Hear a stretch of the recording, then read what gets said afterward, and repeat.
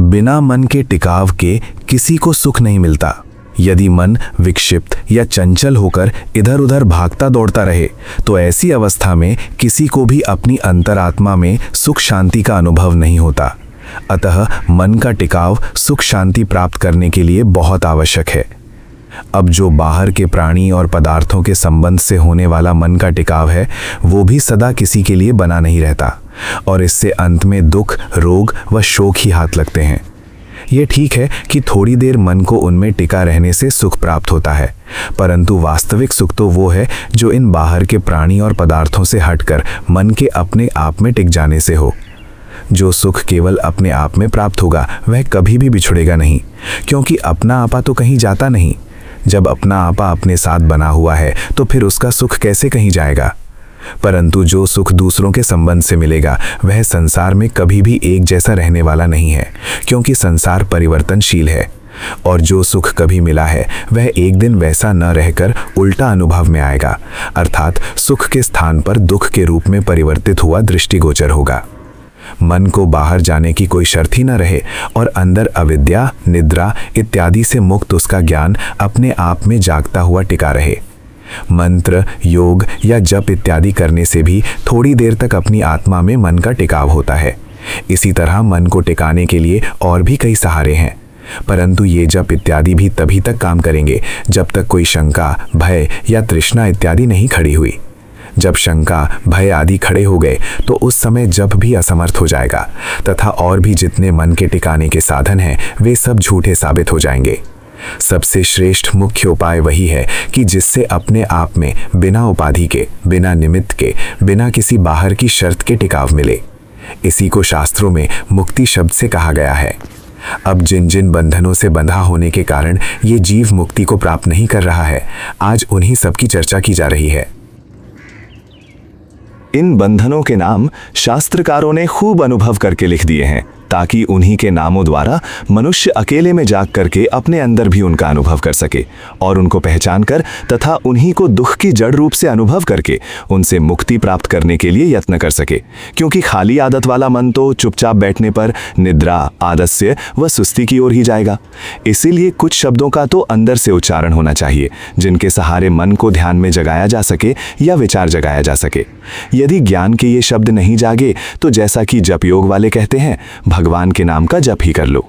जप योग का भी अभिप्राय यही है कि भगवान का नाम लेते लेते अपनी आत्मा जागे और अंदर के वे बंधन पहचानने में आए जिन सबसे वो भगवान मुक्त है, जिसका नाम अंदर लिया जा रहा है। परंतु यदि भगवान का नाम लेते लेते आलस्य, सुस्ती व अज्ञान के अंधकार में ही पड़े रहे और अपनी जीवात्मा के बंधनों को नहीं पहचाना तो परमात्मा का ऐसा भजन अधूरा या थोड़े फल वाला ही समझना चाहिए। इसलिए भगवान के भजन का पूर्ण फल यही है कि जो गुण भगवान के अंदर हैं वे अपने मन के अंदर ऐसे प्रकट हों कि वे गुण अंदर जितना भी बंधनों का कूड़ा कचरा है सारा बहा करके बाहर कर दें। ऐसी अवस्था में मन शांत रूप में टिका हुआ अपने आप में उसी का ही आनंद पाएगा जिसका कि नाम जप रहे हैं। जब ऐसा हो गया अर्थात मन जाग गया तो उस समय नाम की भी कोई आवश्यकता नहीं। यहाँ ध्यान बहुत बारीकी में होगा। इसके लिए जिन जिन बंधनों से मनुष्य बंधा हुआ है उनके नामों को भी जानना उसके लिए आवश्यक है, ताकि नाम जपते जपते जब भी वे बंधन आए तो वो बड़ी आसानी से उनको पहचान कर ठुकरा दे। क्योंकि मान लो किसी भी मनुष्य का व्यवहार यदि हमारे हित को बिगाड़ने वाला है तो हम यही चाहेंगे कि हम जल्दी से ऐसे मनुष्य से किनारा ही कर लें। अतः ये अंदर के जो अवगुण या विकार हैं उनको भी हमें इतना ही आवश्यक ढंग से जानना पड़ेगा जैसे कि हम त्यागने वाली दूसरी वस्तुओं को जानते हैं। ये सब अवगुण या विकार अंदर खूब गहराई में छुपे रहते हैं। इनकी दो अवस्थाएं हैं, एक तो चित्त में जो बहुत बारीकी में है, दूसरा मन में जो ऊपर ऊपर है। जैसे एक विकार है काम या इच्छा। काम का अर्थ है एक ऐसी इच्छा जो किसी वस्तु को शुभ दिखाकर मन को उसको पाने के लिए प्रेरित करती है, जिसकी सोच आते ही मन खिल जाता है कि आहा ये तो मिलनी ही चाहिए। ये काम मन के अंदर है। और जो इससे भी बारीकी में अंदर छुपा बैठा है चित्त रूप यानी कि चिंतन रूप, उसका नाम राग है। अर्थात जिस वस्तु से कभी सुख हुआ है उसी का मन में चिंतन बसा हुआ है और वो कभी भी मन से नहीं जाता। जैसे बच्चे को जन्म से ही ये मालूम नहीं था कि अमुक फल मीठा है, परंतु जैसे ही उसने एक बार चख लिया तो उसको पता लग गया कि ये मीठा है, ये अब उसके चित्त में बस गया है। इस अवस्था का नाम है राग। इस तरह ये 3 चित्त हैं। पहला है राग, अर्थात सुख वाली वस्तु को प्राप्त करने के लिए जो भी मन में चिंतन की धारा बहती रहती है वो राग है। दूसरा है द्वेष, अर्थात दुख वाली वस्तु को नष्ट करने के लिए या उससे पीछा छुड़ाने के लिए जो भी चिंतन की धारा बहती रहती है वो द्वेष है।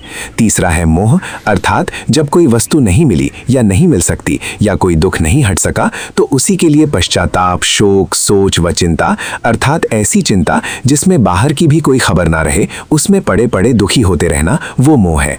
अतः 3 प्रकार से चित्त बड़ी बारीकी में सदा ही बहता रहता है। भले प्राणी नींद में सो रहा हो, भले ही वो बाहर किसी तरह के काम धंधे में लगा हो, मन अपने ढंग से ही अपने बाहर के कामों को रचता रहता है। जैसे मन ने इच्छा पैदा की और अपने को उसी में लगा दिया, क्रोध पैदा किया तो लड़ाई में लगा दिया, लोभ पैदा किया तो लोभ की वस्तु के पीछे लगा दिया, किसी का थोड़ा सुख देखा तो ईर्ष्या में जलने लग गया और वहीं उल्टे उल्टे वचन उगलने लग गया। इस प्रकार मन के अंदर आने वाले ऊपर बताए जितने भी ये भाव हैं, इनका नाम विकार है। और जो चित्त के अंदर बैठे हुए इन विकारों की जड़ हैं, अर्थात जो इनको पैदा करने वाले हैं, उनका नाम बंधन है।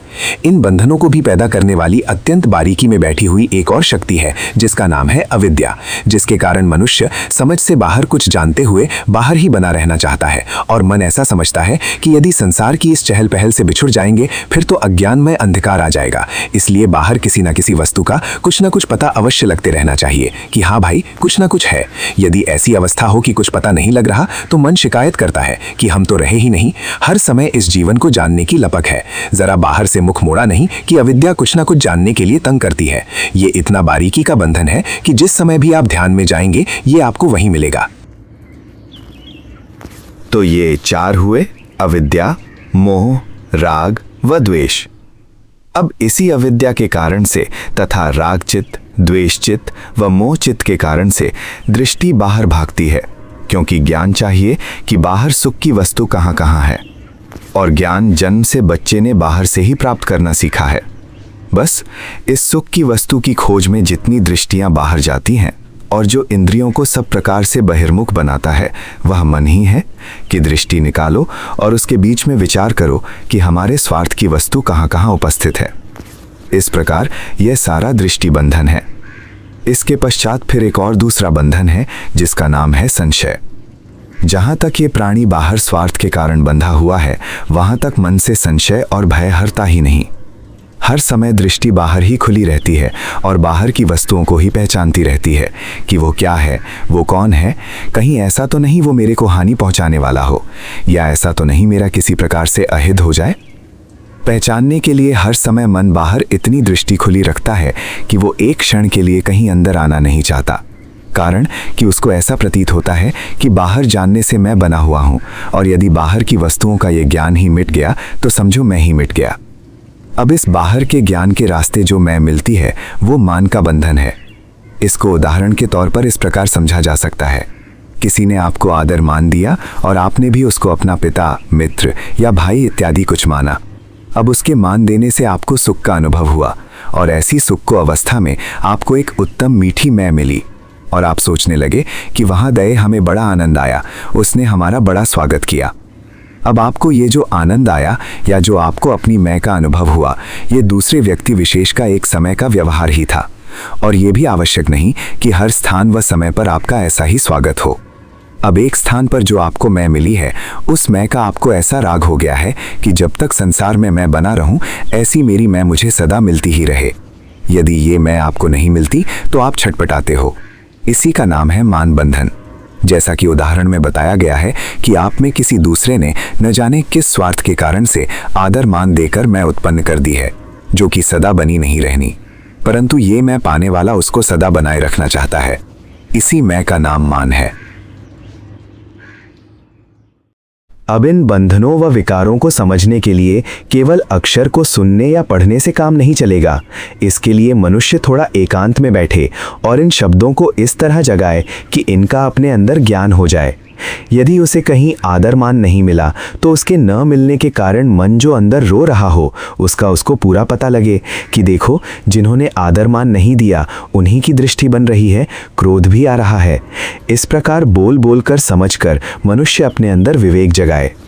इसी प्रकार जब मन बाहर के सुखों के ज्यादा पीछे पड़ने लगे तो मनुष्य विवेक के शब्द बोल बोल कर कहे, अच्छा भाई, जो सुख तुम्हें बाहर मिला है क्या ये सकल आयु बना रहेगा? आखिर कितने दिनों तक, कितने वर्षों तक? जब ये सुख सदा नहीं बने रहना, फिर भी हे मना इसकी लपक में लगे हुए हो, आयु व्यतीत होती जा रही है। जब ये सुख नहीं मिलेगा तो कैसे निर्वाह होगा? इस प्रकार शब्द बोल बोल कर विचार द्वारा सत्य का ज्ञान उत्पन्न करना चाहिए। इसी का नाम वितर्क, विचार रूप ध्यान द्वारा वास्तविकता का ज्ञान करना है। और जो कोई दूसरा आपको बोलकर समझाएगा वो तो उतनी देर का ही है जितनी देर वो बोल रहा है। इन सब को अंदर पहचानने के लिए मनुष्य स्वाध्याय करे। स्वाध्याय का अर्थ है अपने आप का अध्ययन, अर्थात बार बार अपने मन के अंदर प्रतिदिन ध्यान द्वारा विश्लेषण करे कि किस प्रकार ये बंधन उसको दुर्गति के मार्ग पर ले जा रहे हैं, और इसी सत्य को मन की गहराई में अनुभव या महसूस करने का यत्न करे। यदि इस सत्य को वो महसूस कर गया और मन के अंदर पक्की छाप बैठ गई तो ये छाप उसको बंधनों से मुक्त कर ही देगी। ऐसे स्वाध्याय में निद्रा का भी ख्याल रखे। निद्रा वाला मन कहेगा, तुम 10-15 मिनट आसन पर बैठ लिए हो और समझ भी लिया है, और ज़्यादा क्या समझना है, अब सो जाओ। मन का ये चिंतन निद्रा के लिए तनाव ही पैदा करेगा, परंतु घंटों भर उस मन को रोके रोके इस विवेक को जगाना है, ताकि मन महसूस करने लग जाए कि जिधर वो जा रहा है उसका जाना तुच्छ व सारहीन है, और बल्कि उधर जाने से हानि है।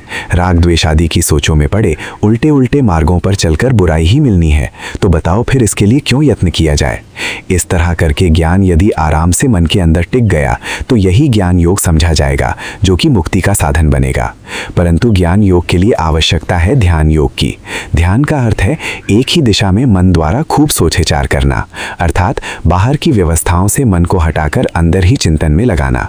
परंतु जब तक ध्यान करने की योग्यता नहीं आती तब तक प्राणी भले ही राम राम, शिव शिव, ओम ओम या किसी भी मंत्र का जप करता रहे। जब जागते जागते नींद से थोड़ा छुटकारा हो जाए, मन जागने लग जाए, तो इन बंधनों की उलझन को पहचानता हुआ वो विचार के शब्द जगाए, भले यहाँ राम राम आदि शब्द बोलना भी छूट जाए। अब ये विचार भगवान की तरफ ही ले जाएगा, क्योंकि ये उन सब बंधनों का भेद खोलेगा जो भगवान के सुख को छुपाए हुए हैं।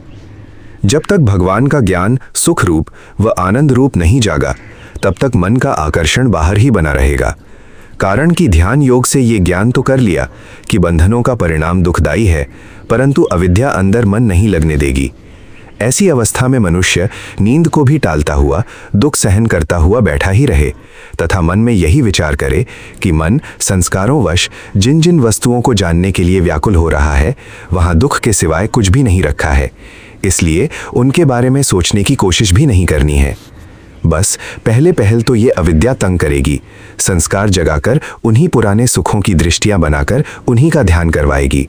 परंतु ध्यान करते करते अभ्यास से जब सच्चाई झलकने लग जाएगी तो मुक्ति पाने के लिए बल भी अंदर बढ़ता जाएगा और मन अपने आप में टिकने भी लग जाएगा।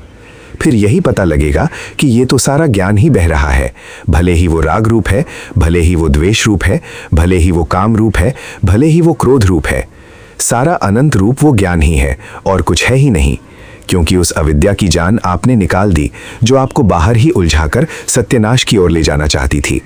जिस प्रकार समुद्र में एक के बाद एक तरंग करती रहती है और कोई भी तरंग टिकती तो है नहीं, उसी प्रकार ऐसी ही ध्यान करने वाले की अवस्था हो जाती है। वो बंधनों के आवागमन को देखता हुआ, खुजली के दुख की तरह तंगी को सहन करता हुआ साक्षी रूप से बैठा रहता है। अंत में भगवान का धाम सुख रूप व आनंद रूप प्रकट होने पर उसको मालूम होता है कि ठीक है, मैंने जो पाना था वो पा लिया है। इस प्रकार बुद्धि जब तक इन बंधनों को पहचान नहीं लेती कि इनका अंत महान दुख में होता है, तब तक वो इन बंधनों को छोड़ने के पक्ष में भी नहीं होती है। जब इन बंधनों को पहचानकर समझते समझते टालना आ जाएगा, तब होगा मन का निर्निमित टिकाव, अर्थात मन बाहर बिना किसी शर्त के अपने आप में टिक जाएगा। मन का टिकाव करने के लिए शास्त्रों में कई उपायों का वर्णन है, जैसे मंत्र जप, औषधि सेवन या नशे इत्यादि वाली वस्तु इत्यादि। परंतु इनके सहारे होने वाला मन का टिकाव सदैव बना रहने वाला नहीं है, और ना बना रहने के अतिरिक्त मन का टिकाव मौके या ज़रूरत के समय पर होगा भी नहीं। जिस समय मन में खोटे कर्मों व खोटे विकारों का भड़काव आएगा तो इन अन्य उपायों में से कोई भी काम नहीं आ सकेगा। परंतु ये जो निर्निमित ध्यान समझ से होगा और मन को बांधने वाली जितनी भी शर्तें हैं उनको बाहर उड़ा देने पर जो ध्यान होगा वो ध्यान स्वाभाविक होगा। एक बार यदि ये ध्यान मिल गया फिर इसका नाश नहीं होगा। जब ऐसा ध्यान करते करते ध्यान का विस्तार हो जाएगा तो पता चलेगा कि जो बंधन एवं विकार मेरे अंदर आकर के मुझे परेशान करते थे वही बंधन व विकार सब मनुष्यों को भी उसी तरह परेशान करते हैं। वास्तव में करने वाला करके और कोई दिखाई नहीं देगा सिवाय उस भगवान की माया के। बस इतना जरूर है कि तपस्या की आवश्यकता है, तभी ये सारा खेल समझ में आएगा। अब इसके लिए बंधनों के विपरीत थोड़ा बलों को, विकारों के विपरीत थोड़ा गुणों को भी समझना व अपने अंदर पैदा करना पड़ेगा। सबके सुख में सुखी रहते हुए मैत्री भावना बढ़ानी पड़ेगी। दूसरों के सुखों को देखकर जलना नहीं, द्वेष नहीं करना। दूसरों के दुख में दया रखनी। दूसरों के गुण तो देखना परंतु अवगुण नहीं पहचानना। इसी प्रकार विकारों से विपरीत जितने भी गुण हैं उनको अपनाना। काम के विपरीत वैराग्य, क्रोध के विपरीत क्षमा, लोभ के विपरीत संतोष व दुख में धैर्य इत्यादि गुण अपनाने होंगे। अब इन बलों व गुणों को धारण करने में जो तंगी होती है उसको मनुष्य सहन करे। दुख में बच्चे की तरह रोए नहीं। जब तक ये मनुष्य बच्चे की तरह बिना सोचे समझे चलता है तब तक वो बालक ही है, भले ही वो आयु से बूढ़ा हो जाए। इस प्रकार इन गुणों व बलों को धारण करने के लिए मनुष्य को खूब प्रयत्न करना पड़ता है। रात्रियां जागकर, अकेले बैठकर ध्यान में मन को जगाना पड़ता है, जिससे कि अपने अंदर दोषों का ज्ञान हो और उनको हटाने के लिए गुण पैदा करने का यत्न हो। इस संबंध में एक दृष्टांत इस प्रकार है। कोई एक अफसर था, उसकी रहने के लिए अपनी एक बड़ी सी कोठी थी। उसके साथ एक आंगन भी था जिसमें 200-300 आदमी आराम से बैठ सकते थे। एक बार उसी स्थान पर मेला वगैरह लगने के कारण काफी लोग दूसरे स्थानों से वहां आए हुए थे। उस मेले में बाहर से आए हुए लोगों में कुछ गरीब जनता भी थी, जिनको बेचारे छोटे छोटे बच्चों के साथ मेले में अधिक भीड़ के कारण रात व्यतीत करने के लिए उचित स्थान नहीं मिला था। रात के समय में कोई उचित स्थान ना मिलने पर उन्होंने उसी अफसर की कोठी के बाहर जो थोड़ी जगह थी उसी में अपनी रात व्यतीत करने का विचार किया। अब वो अफसर आराम वाले स्वभाव का था और वो चाहता था कि कोई भी उसकी नींद खराब ना करे।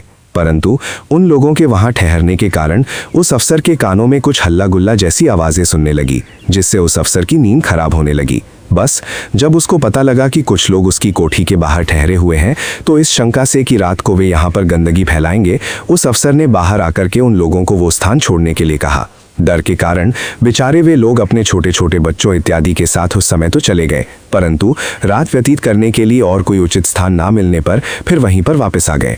अब उस अफसर ने फिर उनको अपना स्थान छोड़ने के लिए कहा और राज्य सरकार आदि का भय दिखाकर डराया धमकाया। ऐसा करते करते उन्होंने 2-3 घंटे उस अफसर को बहुत परेशान किया। 2-3 बार वे वहां से गए और पुनः ये सोचकर कि अब तो वो अफसर सो गया होगा फिर वहां आ जाते। रात के समय में जब काफी देर वे ऐसा करते रहे तो वो अफसर बहुत परेशान होकर लाल पीला होकर बोलने लगा और सोचने लगा कि मैं क्या करूं, इन लोगों को यहाँ से कैसे हटाऊं। रात को अपने बच्चों इत्यादि के साथ मेरी जगह पर ये गंदगी फैलाएंगे और इनके हल्ले गुल्ले से मेरी नींद भी भंग होगी। और यहाँ तक सोचने लगा कि पुलिस को बुलाकर इनको यहाँ से निकलवाऊं। संयोगवश कोई एक महात्मा भी उसी अफसर के समीप ही उस रात ठहरा हुआ था। अब ये सारी बात उस महात्मा के कानों में भी पड़ी। महात्मा को उस अफसर की परेशानी को देखते हुए दया आई कि ये अफसर बेचारा नाजायज परेशान हो रहा है। महात्मा ने उस अफसर को सलाह दी कि देखो, ये लोग बेचारे मेले ठेले में आए हुए हैं और गरीब जनता है, इनको धर्मशाला में स्थान नहीं मिला, इसलिए कोई जगह ना मिलने के कारण आपकी जगह खाली देखकर रात व्यतीत करने के लिए यहाँ ठहर गए हैं। आप ऐसे परेशान होने से नींद तो खराब करोगे ही, साथ ही अपने आप को कोई रोग भी लगा लोगे। इतना है, तुम जरा इन लोगों के दुख को मनोमन देखना शुरू करो। ये बिना दुख के तुम्हारी जगह का सहारा नहीं ले रहे हैं। वास्तव में ही इनको कोई और ठिकाना इस रात के समय में नहीं मिल रहा है। और इनका ये गुण देखो कि बेचारे आपके साथ लड़ाई झगड़ा नहीं करते, ईंट पत्थर नहीं फेंकते, आपको परेशान थोड़े ही कर रहे हैं। पर आप इनका अवगुण देखते हो कि लो जी, मुझे दुख दे रहे हैं, मुझे सोने नहीं देते, हल्ला कर रहे हैं, इनके बाल बच्चे गंदगी फैलाएंगे और मेरी जगह बिगाड़ेंगे इत्यादि इत्यादि। महात्मा ने समझाया कि आप जरा इन छोटे छोटे बच्चों का दुख देखो, जिनकी गंदगी से आप डरते हो, वे बेचारे कितने परेशान हैं। यदि इनको रात व्यतीत करने के लिए जगह मिल गई तो बेचारे अपने बच्चों को दूध पिला लेंगे, इन्हें रात को सुला लेंगे। बच्चे तो बेचारे सारे भगवान का रूप हैं और सारों के बराबर हैं, इसलिए तुम थोड़ी देर शांत होकर इनके दुख को पहचानो और पुनः इनकी बाध्यता समझकर इन पर दया का भाव रखो। ऐसी जरूरत में इन लोगों को इस ठिकाने को जो सुख व आराम मिल रहा है, इनके इस सुख को देखकर मनोमन सुखी होने का यत्न करो। और जो तुम्हें इनके स्थान पर गंदगी फैलाने की शंका हो रही है, वो भंगी से 2-4 रुपए देकर सुबह साफ करवा लेना। परेशान मत हो, चुपचाप बैठो, उनके दुख का दर्शन करके देखो तो सही, तुमको नींद भी आ जाएगी, सब प्रकार से ठीक हो जाएगा और तुम्हारा पुण्य भी हो जाएगा। परंतु उस अफसर का मान बहुत भड़क रहा था कि मैं इतना बड़ा अफसर हूँ, पुलिस वाले मेरे साथ हैं, यदि मैं चाहूँ तो अभी इनको दंड दिलवा दूँ। फिर भी उसने महात्मा की शर्म के कारण, क्योंकि वो महात्मा उसका पहले जानकार था, शांत ही रहने का निश्चय किया। उसके मन में ये भाव आया कि ये महात्मा कहीं ये ना सोचे कि देखो ये कितना निर्दयी व्यक्ति है, मेरे समझाने पर भी नहीं समझा। इस तरह मन को मारकर वो चुपचाप बैठने के लिए तैयार हो ही गया और खुजली के दुख की तरह इस मान के दुख को देखने लग गया। उसके मन में बैठे बैठे कई भड़काव आए कि चल निकल बाहर, और फिर उनको धमका, पुलिस को सूचना दे। इस तरह हट हट कर मन उसको बाहर कुछ ना कुछ करने के लिए उकसाता रहा। मान के भड़काव में उस अफसर के मन में जैसे आग सी जलने लगी और चेहरा भी जैसे खराब सा लगने लगा। देखो, अब यही भव तृष्णा है जो कि बार बार बाहर कुछ ना कुछ किसी न किसी रूप में उत्पन्न करने के लिए प्रेरित करती है। जैसे इस दृष्टांत में इस अफसर को यह धक्का सा लगा रही है कि चल उठ। ये अफसर उठने वाला भी हो गया, उठ के पुलिस के पास जाकर ये पुलिस बुलाने वाला हो गया। फिर जब इसके मन में हुआ कि इनको दंड दिलवा, तो ये दंड दिलवाने वाला हो गया। ये जो होना ही होना है, यही सब बाहर जन्म होना है, यही संसार में कुछ होने की भव तृष्णा है। जब ये सब पूरी हो गई तो फिर मन सदा इसमें भी खुशी से नहीं टिक सकता। तब मन की इच्छा होती है कि आलस्य, सुस्ती व नशे इत्यादि में पड़कर सो जाओ। अंत में मृत्यु ही इसी का ही एक भाग है, यही विभव तृष्णा है। अब इन दोनों प्रकार की तृष्णाओं से हटने के लिए ही महात्मा ने उस अफसर को कहा कि थोड़ा मान के दुख को खा लो, सहन कर लो और चुपचाप बैठ जाओ। परंतु चुपचाप बैठने पर भी उस अफसर का मान शांत नहीं हुआ। मन बार बार मान को याद करके यूं रोने लगा कि देखो, मैं इतना बड़ा अफसर हूं, 3 बार मना करने गया, परंतु इन लोगों ने मेरी एक भी नहीं मानी और मेरी जगह पर जबरदस्ती आकर सवार हो गए। परंतु साथ ही उसको महात्मा की बात याद आई कि ये मैं जो बाहर के अधिकार आदि के सहारे से मिली हुई है, वो सदा एक जैसी नहीं बनी रहती। देखो, जीते जी वो काम नहीं आ रही है। अब यदि वो पुलिस वालों को बुलाने जाए तो वे इन लोगों को निकाल कर चले जाएंगे। यहाँ से जाने पर उनको जब कोई उचित स्थान नहीं मिलेगा तो वे योग फिर आ जाएंगे। मेला ठेला है, कौन उनको रोकेगा? तो अब ये बतलाओ कि इस तरह से यदि कोई चाहे कि वो संसार की वस्तुओं से सुख ले और संसार में अपनी मैं पैदा करके, अर्थात सामर्थ्य शक्ति पैदा करके सुख ले, तो ऐसा मनुष्य तो नादान या बच्चा ही समझना चाहिए। मूर्ख तो कहना ठीक नहीं, क्योंकि ये तो स्वाभाविक रूप से सबके साथ है। अब चुपचाप बैठने पर जैसे उस अफसर को मान का बंधन तंग कर रहा था, ऐसे ही सुख का राग भी तंग करने लगा कि निद्रा नहीं आ रही है, क्योंकि ये हल्ला गुल्ला कर रहे हैं। द्वेष का जहर भी चढ़ने लगा। भंगी को बुलाकर सफाई करवाने का बोझा भी परेशान करने लगा। परंतु वो अफसर धैर्य से इस सारे दुख को देखता ही रहा। वो महात्मा की बात को याद करता हुआ बार बार मन को समझाता ही रहा कि एक रात की ही तो बात है, कल तो मेला ही समाप्त है, इसलिए आज दया करके पुण्य कमा लो। ये लोग तुम्हारी जगह का लाभ उठा लेंगे और कोई इतनी लंबी चौड़ी समस्या भी नहीं है। गंदगी वगैरह सुबह भंगी को 2-4 रुपए देकर साफ करवा लेंगे। ऐसा करते करते आधा पौना घंटा ही लगा। बस वो मन के अंदर एक ऐठन सी ही थी, खुजली की तरह रड़कती रड़कती नीचे बैठ ही गई और उसके बैठते ही उसे एकदम नींद आने लग गई। वो निद्रा में पड़ गया। फिर 5 बजे सुबह उठा और उठकर सबसे पहले महात्मा के पास ही गया तथा जाकर बोला, महाराज, आपने मुझे रात बचा लिया, अन्यथा सारी रात इन्होंने मुझे परेशान करना था। मुझे पीछे पता लगा महाराज, आपने मेरा पुण्य भी करवा दिया, इतने लोगों का भला हो गया, और नहीं तो कम से कम वे आराम तो ले ही गए। शास्त्र का इस विषय में यही आदेश है कि जिस प्रकार महात्मा के वचनों पर विश्वास करके उस अफसर ने दुख सहन करते हुए बंधन एवं विकारों को टालकर सुख शांति का अनुभव किया, उसी प्रकार आप भी अपने अंदर मुंह मोड़कर देखो। सबके अंदर यही रामलीला हो रही है। अंदर ही रावण है, कंस भी है। वे खूब अत्याचार कर रहे हैं और तुम्हें, अपनी प्रजा को खूब परेशान कर रहे हैं। अतः आप ऐसी जगह जाओ जहां अयोध्या के राजा राम उत्पन्न हुए हैं।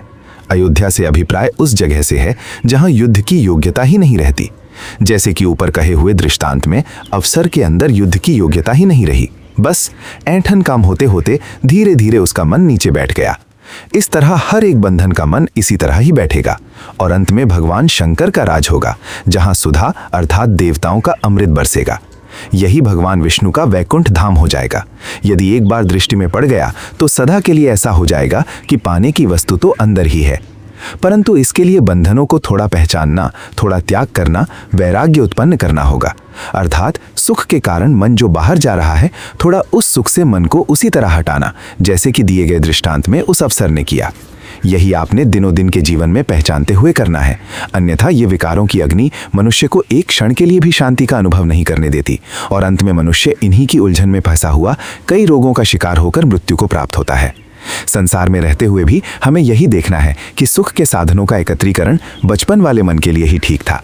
सारी आयु बच्चा ही बने रहना ठीक नहीं है। मनुष्य के लिए अनर्थ का कारण मन का बाहर के सुखों के पीछे अत्यधिक भागना ही है। परंतु ये ज्ञान बिना अपने आप समझे, बिना थोड़ा हिम्मत उद्योग किए व बिना त्याग किए किसी को अपने मन में कैसे मिल सकेगा। इसलिए मनुष्य को स्वयं ही तैयार होकर अपने अंदर की आंख पहले खोलनी है। अंदर की आंख खोलने के लिए इन्हीं शब्दों के सहारे, जिनका कि अभी वर्णन किया गया है, थोड़ा निद्रा का भी मोह त्यागना और थोड़ा मन को भी जगाना है। ये शब्द उन परमेश्वरों के शब्द हैं जिन्होंने प्रकृति के सभी बंधनों से निकलकर यानी कि मुक्त होकर सच्चा सुख देखा है। उन्हीं के ये शब्द अभी तक नीचे हमारे समय तक चले आ रहे हैं। इन्हीं शब्दों द्वारा सारे बंधनों को पहचानना है और इनको त्यागने का, खुजली के समान जो दुख है उसको सहन करना है। ऐसा अभ्यास करते करते एक दिन पता चलेगा कि दुख मिटने लग गया है तथा सुख आने लग गया है और इन बंधनों के संस्कार जो अंदर जमे बैठे हैं धीरे धीरे क्षीण होने लग गए हैं। क्षीण होते होते सारे बंधनों की याद इस प्रकार मन से टल जाएगी जैसे कि पहले कभी आई ही नहीं थी। आज सारे कहने का निष्कर्ष यही है कि अविद्या, मान, मोह, राग, द्वेष, संशय, शील, व्रत, परामर्श यानी कि कर्तव्य संबंधी बहुविचार और दृष्टि, ये 8 मुख्य बंधन हैं और इनके अतिरिक्त 2 बंधन और हैं जिनसे कि मन बाहर संसार में ही खुला रहता है। इसका मुख्य कारण मन का संशय है। यदि ऐसा ना हो तो कहीं कुछ जानने का ही शायद ना रहे। तो वे 2 बंधन हैं, रूप राग अर्थात नाना प्रकार के रूपों का राग और अरूप राग अर्थात इन्हीं रूपों की घटना चक्र में मन के सोचने की आदत। ये सारे 10 बंधन हैं और इन्हीं की संतान है काम, क्रोध, लोभ आदि विकार तथा इनके साथ ईर्ष्या, मत्सर, अधीरता व और भी नाना प्रकार के भय इत्यादि। जब भी ये विकार इत्यादि आएंगे, इनकी एक तरंग आपको अपने मार्ग पर चलने के लिए बाहर धक्का सा देगी तथा बुद्धि से कुछ भी सोचने नहीं देगी। अब स्मृति में रहकर आपने उस तरंग को पहचान कर देखना है कि जिधर ये ले जाना चाहती है वहाँ क्या रखा है। यदि इस प्रकार पहचान हो गई तो समझो शत्रु दिख गया। जैसे इन विकारों को पहचानना है, ऐसे ही इनको जन्माने वाले उन बंधनों को भी पहचानना है और उन बंधनों से भी ऊपर अविद्या तक पहचानना है तथा देखते देखते ही अविद्या को भी उसी तरह टाल देना है जैसे कि मान को ऊपर दर्शाए गए दृष्टांत में उस अफसर ने टाला व टाल करके सुखी हुआ। इस प्रकार अविद्या के टलते ही शांत साक्षी भाव से टिकने से आपको अंत में सुख मिलेगा। यही सारा करने का है और यही जानने का है। बस यही आज कहे हुए का सार या निचोड़ है।